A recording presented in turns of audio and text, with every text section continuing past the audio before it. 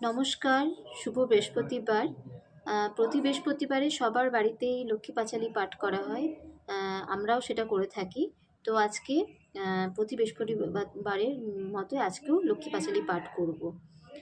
তো শুরু করছি। দোল পূর্ণিমা নিশি নির্মল আকাশ, মৃদুমন্দ বহিতেছে মলয় বাতাস।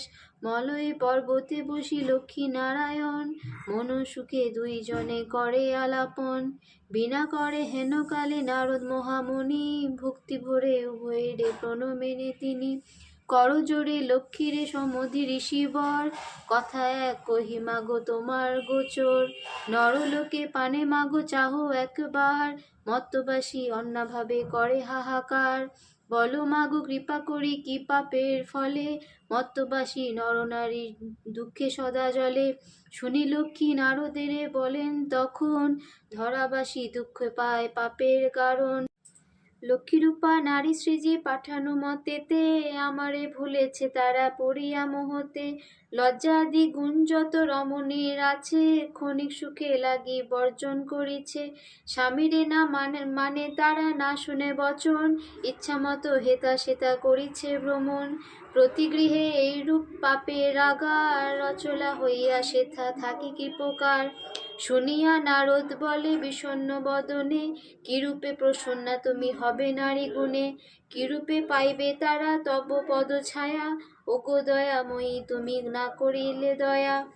নারদের বাক্য লক্ষ্মী প্রসন্না হইল, আশ্বাস জানিয়া তারে বিদায় করিল। তারপর লক্ষ্মী মাতা বলে নারায়ণে, মর্তের দুর্গতি প্রভু ঘুচাবে কেমনে। শুনিয়া লক্ষ্মীর কথা বলেন নারায়ণ, ধরাধামে কর লক্ষ্মী ব্রত প্রচারণ।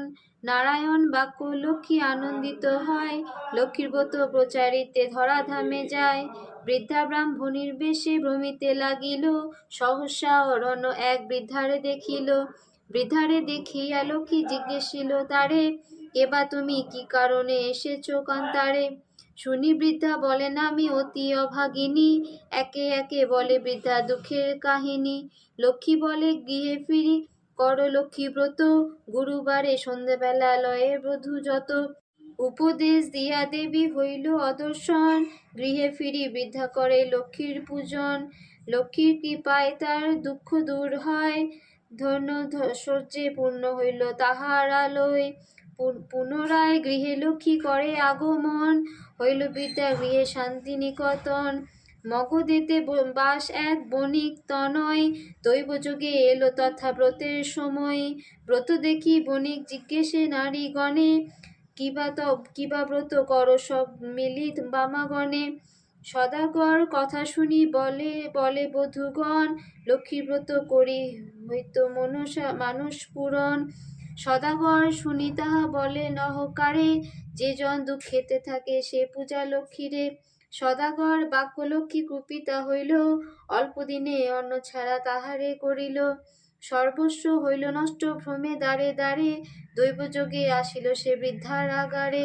বৃদ্ধা লক্ষ্মী ব্রত করে লয়ে বধূগণ, বণিকের মনে পড়ে পূর্ব বিবরণ। মনেতে বুঝিল কেন বিপাকে পড়েছে, অহংকারের ফলে লক্ষ্মী তারে ছাড়িয়েছে। দুই কর জুড়ি সেই বণিক নন্দন, কাঁদিতে কাঁদিতে করে লক্ষ্মীর স্তবন। স্তবস্তুতি করে শেষে প্রণাম করিল, দুই নয়নে বাড়ি ধারা ঝরিতে লাগিল। লক্ষ্মীব্রত সার বলি মনেতে বুঝিয়া, গুরুবারে লক্ষ্মীব্রত করে গৃহে গিয়া।